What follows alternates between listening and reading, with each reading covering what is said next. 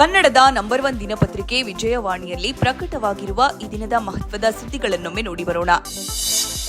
ಕರ್ನಾಟಕ ವಿಧಾನಸಭೆ ಹಾಗೂ ಲೋಕಸಭೆ ಬುಧವಾರ ಭಾರೀ ಹೈಡ್ರಾಮಕ್ಕೆ ಸಾಕ್ಷಿಯಾದವು. ಅಬಕಾರಿ ಕಿಕ್ಬ್ಯಾಕ್ ಹಗರಣದಲ್ಲಿ ಸಚಿವ ತಿಮ್ಮಾಪುರ ರಾಜೀನಾಮೆಗೆ ಆಗ್ರಹಿಸಿ ಮಂಗಳವಾರ ಅಹೋರಾತ್ರಿ ಧರಣಿ ನಡೆಸಿದ್ದ ಬಿಜೆಪಿ ಜೆಡಿಎಸ್ ಸದಸ್ಯರು ಬುಧವಾರವೂ ಹೋರಾಟ ಮುಂದುವರೆಸಿದ್ರು. ವಿಪಕ್ಷಗಳ ಪ್ರತಿಭಟನೆಗೆ ಸೆಡ್ಡು ಹೊಡೆದ ರಾಜ್ಯ ಸರ್ಕಾರ ಮನರೇಗಾ ಯೋಜನೆ ಮರುಸ್ಥಾಪನೆಗೆ ಆಗ್ರಹಿಸುವ ಜೊತೆಯಲ್ಲೇ ವಿಬಿಜಿ ರಾಮ್ಜಿ ಕಾಯ್ದೆ ವಿರುದ್ಧ ಖಂಡನಾ ನಿರ್ಣಯ ಅಂಗೀಕರಿಸಿತು. ಅತ್ತ ಲೋಕಸಭೆಯಲ್ಲಿ ಮಾಜಿ ಸೇನಾ ಮುಖ್ಯಸ್ಥ ನರವಣೆ ಪುಸ್ತಕ ವಿಚಾರವಾಗಿ ಕೋಲಾಹಲ ಎಬ್ಬಿಸಿದ ವಿಪಕ್ಷಗಳ ಮಹಿಳಾ ಸದಸ್ಯರು ಪ್ರಧಾನಿ ಆಸನಕ್ಕೆ ಮುತ್ತಿಗೆ ಹಾಕುವ ಪ್ರಯತ್ನ ನಡೆಸಿದ್ರು. ಇದರಿಂದಾಗಿ ಲೋಕಸಭೆ ಉದ್ದೇಶಿಸಿ ಮಾತನಾಡಬೇಕಿದ್ದ ಪ್ರಧಾನಿ ಸದನದಿಂದ ದೂರ ಉಳಿದ್ರು. ಈ ಸುದ್ದಿಗೆ ಮುಖಪುಟ ನೋಡಿ. ಆನ್ಲೈನ್ ಕೊರಿಯನ್ ಗೇಮ್ ಚಟಕ್ಕೆ ಉತ್ತರ ಪ್ರದೇಶದಲ್ಲಿ 3 ಸಹೋದರಿಯರು ಬಲಿಯಾಗಿದ್ದಾರೆ. ವ್ಯಸನದಿಂದ ಹೊರಬರುವಂತೆ ಪಾಲಕರ ಒತ್ತಡ ಹೇರಿದ್ರಿಂದ ಬೇಸತ್ತ 16, 14 ಹಾಗೂ 12 ವರ್ಷದ ಸಹೋದರಿಯರು ಅಪಾರ್ಟ್ಮೆಂಟ್ನ 9ನೇ ಮಹಡಿ ಬಾಲ್ಕನಿಯಿಂದ ಹಾರಿ ಆತ್ಮಹತ್ಯೆಗೆ ಶರಣಾಗಿದ್ದಾರೆ. ಈ ನಡುವೆ ಭಾರತದಲ್ಲಿ ಆನ್ಲೈನ್ ಗೇಮಿಂಗ್ ಪ್ಲಾಟ್ಫಾರ್ಮ್ಗಳು ವರ್ಷದಿಂದ ವರ್ಷಕ್ಕೆ ಮಾರುಕಟ್ಟೆ ವಿಸ್ತಾರಗೊಳ್ಳುತ್ತಿವೆ. ಈ ಕುರಿತ ಸ್ಟೋರಿಗೆ ಚಿಂತನ ಪುಟ ನೋಡಿ. ಹೊಸ ವಂಟಮುರಿ ಗ್ರಾಮದಲ್ಲಿ ಮಹಿಳೆಯನ್ನು ವಿವಸ್ತ್ರಗೊಳಿಸಿ ಥಳಿಸಿದ್ದ ಪ್ರಕರಣ ಸಂಬಂಧ 12 ಅಪರಾಧಿಗಳಿಗೆ 5 ವರ್ಷ ಜೈಲು ಶಿಕ್ಷೆ, ತಲಾ 21,100 ದಂಡ ವಿಧಿಸಿ ಹೆಚ್ಚುವರಿ 10ನೇ ಜಿಲ್ಲಾ ಮತ್ತು ಸತ್ರ ನ್ಯಾಯಾಲಯ ಬುಧವಾರ ಆದೇಶ ಹೊರಡಿಸಿದೆ. ಈ ಸುದ್ದಿಗೆ ಮುಖಪುಟ ನೋಡಿ. ಫೆಬ್ರವರಿ 1ರಂದು ಕೇಂದ್ರ ಬಜೆಟ್ನಲ್ಲಿ ಕರ್ನಾಟಕ ಸೇರಿದಂತೆ ಒಟ್ಟು 7 ಹೈಸ್ಪೀಡ್ ರೈಲು ಕಾರಿಡಾರ್ ಘೋಷಿಸಿರುವ ಕೇಂದ್ರ ಸರ್ಕಾರದಿಂದ ಇದೀಗ ಕರ್ನಾಟಕಕ್ಕೆ ಮತ್ತೊಂದು ಹೈಸ್ಪೀಡ್ ರೈಲು ಕಾರಿಡಾರ್ ಕೊಡುಗೆಯ ಸೂಚನೆ ಸಿಕ್ಕಿರುವುದು ಕೇಂದ್ರ ಸಚಿವರಾದ ಎಚ್.ಡಿ. ಕುಮಾರಸ್ವಾಮಿ ಹಾಗೂ ಪ್ರಹ್ಲಾದ್ ಜೋಶಿ ತಿಳಿಸಿದ್ದಾರೆ. ಈ ಸುದ್ದಿಗೆ ಇಂದಿನ ಸಂಚಿಕೆ ಓದಿ. ರಾಜ್ಯದ ಕಂದಾಯ ಇಲಾಖೆ ಸಾರ್ವಜನಿಕರಿಗೆ ಅನುಕೂಲ ಮಾಡಿಕೊಡುವ ನಿಟ್ಟಿನಲ್ಲಿ ಭೂಮಿ ತಂತ್ರಾಂಶದಲ್ಲಿ ಮಹತ್ತರ ಬದಲಾವಣೆ ತಂದಿದೆ.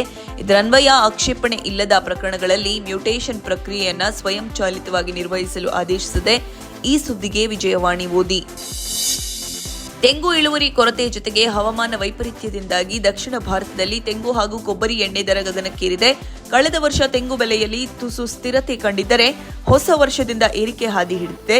ಒಣ ತೆಂಗು ಕೆಜಿಗೆ 70 ರೂಪಾಯಿ ತಲುಪಿದೆ. ಕೊಬ್ಬರಿಗೆ 220ರಿಂದ 240 ರೂಪಾಯಿ, ಶುದ್ಧ ಕೊಬ್ಬರಿ ಎಣ್ಣೆ ಲೀಟರ್ಗೆ 350ರಿಂದ 400 ರೂಪಾಯಿ, ಗಾಣದಲ್ಲಿ ತೆಗೆದ ಎಣ್ಣೆಗೆ 400ರಿಂದ 500 ರೂಪಾಯಿ ದರ ಚಾಲ್ತಿಯಲ್ಲಿದೆ.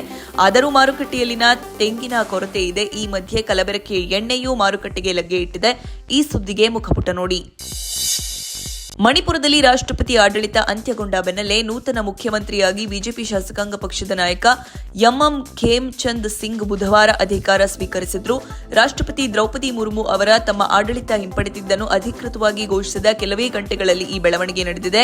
ಮೃತೇಯಿ ಸಮುದಾಯಕ್ಕೆ ಸೇರಿದ ಖೇಮ್ಚಂದ್ ಇಂಪಾಲದ ಲೋಕಭವನದಲ್ಲಿ ಸಂಜೆ 6 ಗಂಟೆಗೆ ಪ್ರಮಾಣ ವಚನ ಸ್ವೀಕರಿಸಿದ್ರು. ಈ ಸುದ್ದಿಗೆ ದೇಶ ವಿದೇಶ ಪುಟ ನೋಡಿ. ರಾಷ್ಟ್ರ ರಾಜಧಾನಿಯಲ್ಲಿ ಸತತ 7ನೇ ದಿನವೂ ಚಿನ್ನ ಬೆಳ್ಳಿ ಬೆಲೆ ಏರಿಕೆ ಕಂಡಿದ್ದು, ಬುಧವಾರ ಬೆಳ್ಳಿ ಬೆಲೆ ಕೆಜಿಗೆ 2,98,000 ರೂಪಾಯಿಗೆ ಮತ್ತು ಚಿನ್ನದ ಬೆಲೆ 10 ಗ್ರಾಂಗೆ 1,65,000 ರೂಪಾಯಿಗೆ ಏರಿದೆ. ಜಾಗತಿಕ ಮಾರುಕಟ್ಟೆ ಪ್ರವೃತ್ತಿ ಮತ್ತು ಅಮೆರಿಕದ ಡಾಲರ್ ಮೌಲ್ಯ ಕುಸಿತದಿಂದಾಗಿ ಹೂಡಿಕೆದಾರರು ಚಿನ್ನ ಬೆಳ್ಳಿಯತ್ತ ಆಕರ್ಷಿತರಾಗ್ತಾ ಇದ್ದಾರೆ. ಈ ಸುದ್ದಿಗೆ ಮನಿ ಮಾತು ನೋಡಿ. 2ನೇ ಬಾರಿಗೆ WPL ಟ್ರೋಫಿ ಒಲಿಸಿಕೊಳ್ಳುವ ಹಂಬಲದಲ್ಲಿರುವ ಮಾಜಿ ಚಾಂಪಿಯನ್ ರಾಯಲ್ ಚಾಲೆಂಜರ್ಸ್ ಬೆಂಗಳೂರು ಮತ್ತು ಸತತ 4ನೇ ಪ್ರಯತ್ನದಲ್ಲಾದರೂ ಪ್ರಶಸ್ತಿ ಜಯಿಸುವ ತವಕದಲ್ಲಿರುವ ಡೆಲ್ಲಿ ಕ್ಯಾಪಿಟಲ್ಸ್ ತಂಡಗಳು 4ನೇ ಆವೃತ್ತಿಯ ಫೈನಲ್ ಪಂದ್ಯದಲ್ಲಿ ಗುರುವಾರ ಮುಖಾಮುಖಿಯಾಗಲಿವೆ. ಕೋಟಂಬಿ ಕ್ರೀಡಾಂಗಣದಲ್ಲಿ ನಡೆಯಲಿರುವ ಕಾದಾಟ ತೀವ್ರ ಜಿದ್ದಾಜಿದ್ದಿನಿಂದ ಕೂಡಿರುವ ನಿರೀಕ್ಷೆ ಇದ್ದು, ಟೂರ್ನಿಯ ಉದ್ಘಾಟನಾ ಪಂದ್ಯದಲ್ಲಿ ಮುಖಾಮುಖಿಯಾಗಿದ್ದ 2 ತಂಡಗಳೇ ಪ್ರಶಸ್ತಿಗಾಗಿ ಸೆಣಸಲಿವೆ. ಈ ಸುದ್ದಿಗೆ ಕ್ರೀಡಾಪುಟ ನೋಡಿ. ಸ್ಯಾಂಡಲ್ವುಡ್ನಲ್ಲಿ ಸಿನಿಮಾಗಳ ಜಾತ್ರೆ ಆರಂಭವಾಗಿದೆ. ಕಳೆದ ವಾರ ಚೌಕಿದಾರ್, ಸೀಟ್ ಎಡ್ಜ್ ಸೇರಿ 10 ಚಿತ್ರಗಳು ರಿಲೀಸ್ ಆಗಿದ್ವು. ಈ ಶುಕ್ರವಾರ ಮತ್ತೆ 10 ಸಿನಿಮಾಗಳು ತೆರೆ ಮೇಲೆ ಬರುತ್ತಿದ್ದು, ಜೊತೆಗೆ ಜನವರಿ 1ರಂದು ರಿಲೀಸ್ ಆಗಿದ್ದ ಶಿವಲೀಲಾ ಚಿತ್ರವು ಈ ವಾರ ರಿಲೀಸ್ ಆಗಲಿದೆ. ವಿಭಿನ್ನ ಜಾನರ್ನ ಸಿನಿಮಾಗಳ ಮೂಲಕ ಈ ವಾರ ಪ್ರೇಕ್ಷಕರಿಗೆ ರಸದೌತಣ ಸಿಗಲಿದೆ. ಈ ಸಿನಿಮಾ ಸುದ್ದಿಗಳಿಗೆ ಉಲ್ಲಾಸ ನಮಸ್ತೆ ಬೆಂಗಳೂರು ನೋಡಿ. ಇವಿಷ್ಟೇ ಅಲ್ಲ, ಮುಂಜಾನೆ ಮಾತು, ಅಂತರಂಗ, ಭವಿಷ್ಯ, ಮನೋವಿಕಾಸದ ಕಾಲಂಗಳು, ಕ್ರೀಡೆ, ಸಿನಿಮಾ, ದೇಶ ವಿದೇಶಗಳ ಭರಪೂರ ಸುದ್ದಿಗಳ ವಿಶೇಷಗಳಿಗಾಗಿ ವಿಜಯವಾಣಿ ಓದಿ. ನೋ ಉತ್ಪ್ರೇಕ್ಷೆ, ನೋ ಊಹಾಪೋಹ. ತಾಜಾ ಸುದ್ದಿ, ನಿಖರ ಮಾಹಿತಿಗೆ ಬ್ರೌಸ್ ಮಾಡಿ ವಿಜಯವಾಣಿ.net. QR ಕೋಡ್ ಸ್ಕ್ಯಾನ್ ಮಾಡಿ ಆಪ್ ಡೌನ್ಲೋಡ್ ಮಾಡಿಕೊಳ್ಳಿ.